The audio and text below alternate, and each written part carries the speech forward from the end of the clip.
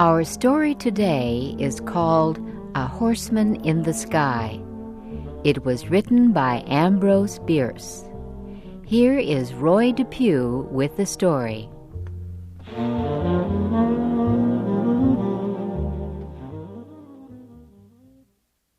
Carter Drews was born in Virginia.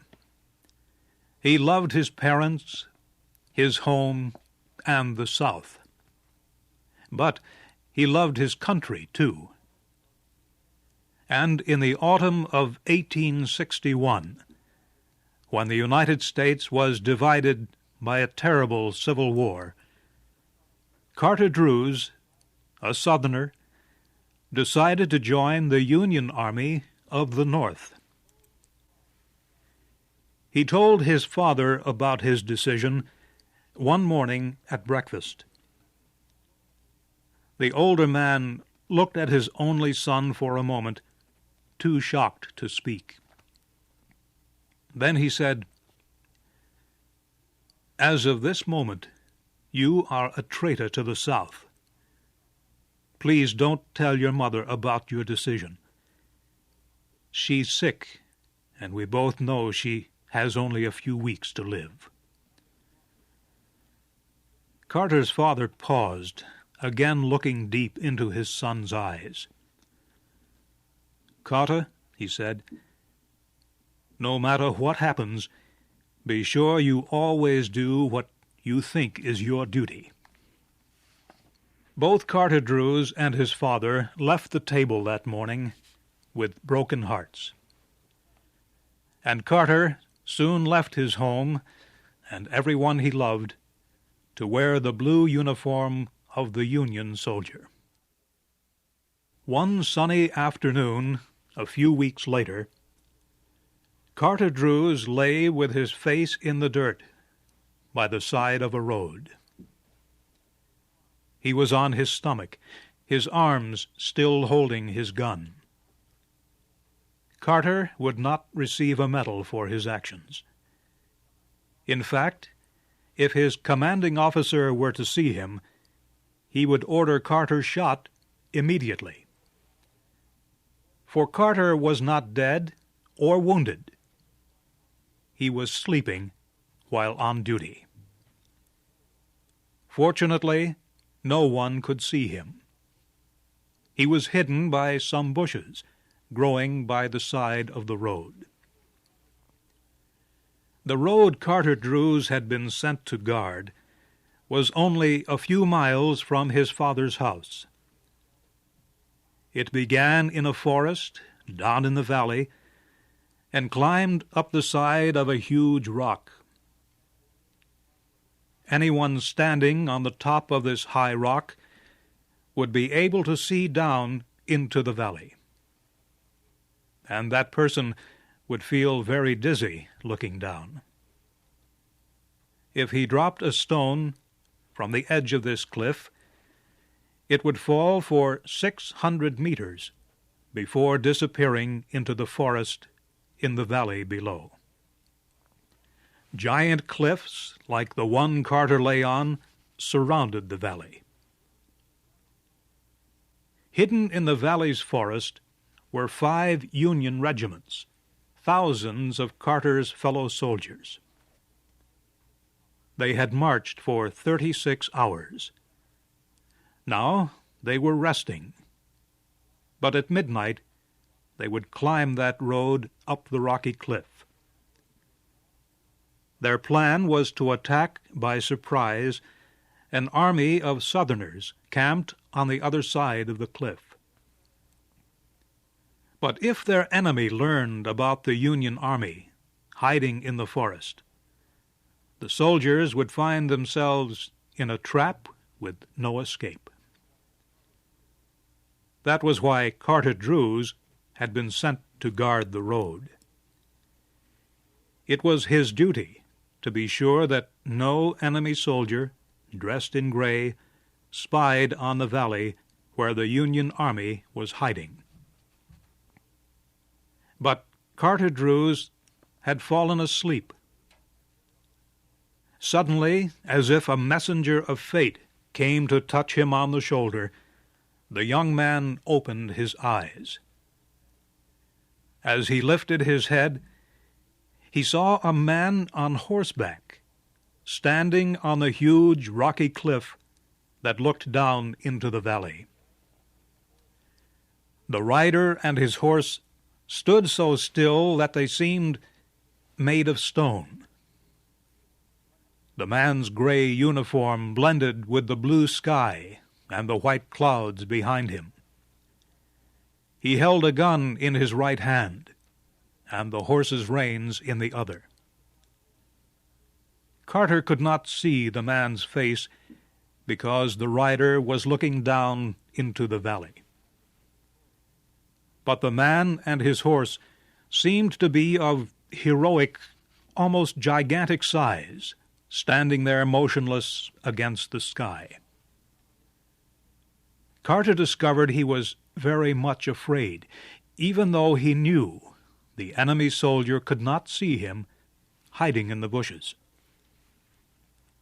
Suddenly the horse moved, pulling back its head from the edge of the cliff.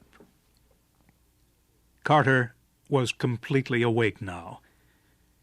He raised his gun, pushing its barrel through the bushes, and he aimed for the horseman's heart. A small squeeze of the trigger, and Carter Drews would have done his duty. At that instant, the horseman turned his head and looked in Carter's direction. He seemed to look at Carter's face, into his eyes, and deep into his brave, generous heart. Carter's face became very white. His entire body began shaking. His mind began to race, and in his fantasy, the horse and rider became black figures, rising and falling in slow circles against a fiery red sky. Carter did not pull the trigger. Instead, he let go of his gun and slowly dropped his face until it rested again in the dirt. Brave and strong as he was, Carter almost fainted from the shock of what he had seen.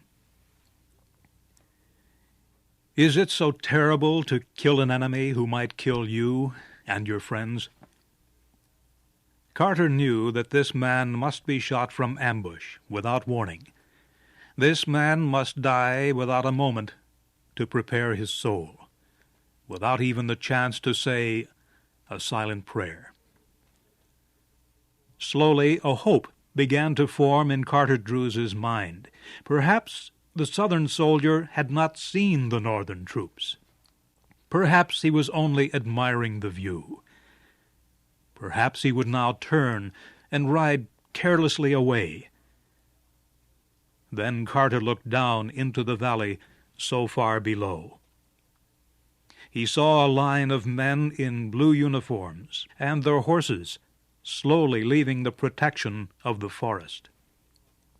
A foolish Union officer had permitted his soldiers to bring their horses to drink at a small stream near the forest, and there they were in plain sight. Carter Drews looked back to the man and horse standing there against the sky. Again he took aim, but this time he pointed his gun at the horse. Words rang in his head, the last words his father ever spoke to him. No matter what happens, be sure you always do what you think is your duty. Carter Drews was calm as he pulled the trigger of his gun.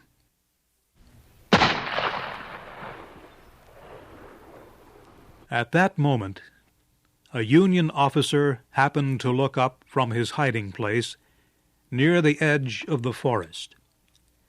His eyes climbed to the top of the cliff that looked over the valley. Just looking at the top of the gigantic rock so far above him made the soldier feel dizzy.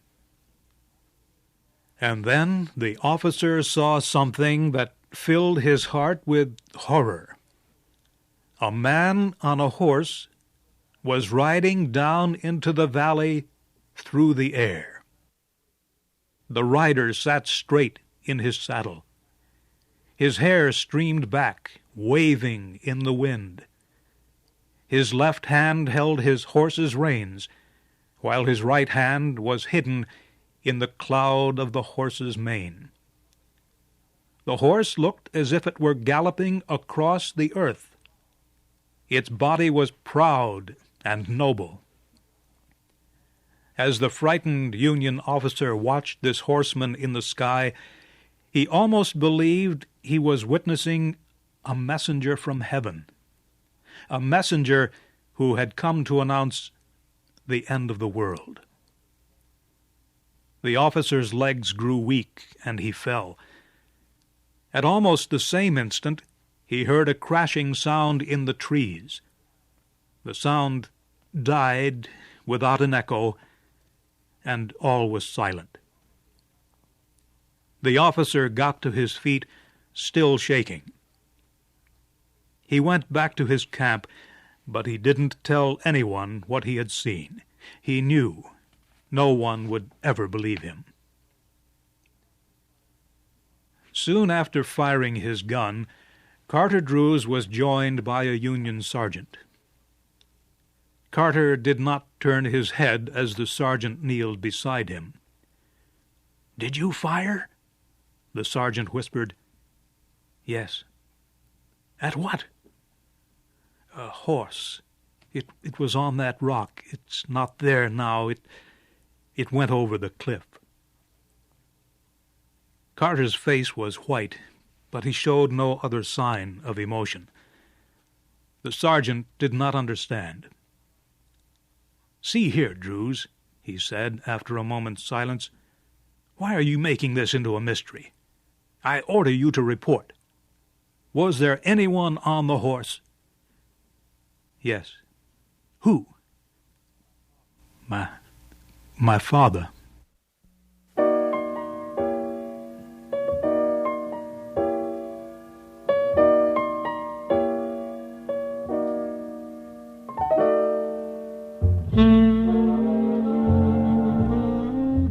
You have heard the story called A Horseman in the Sky.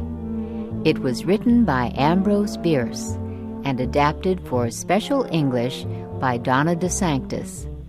Your storyteller was Roy Depew.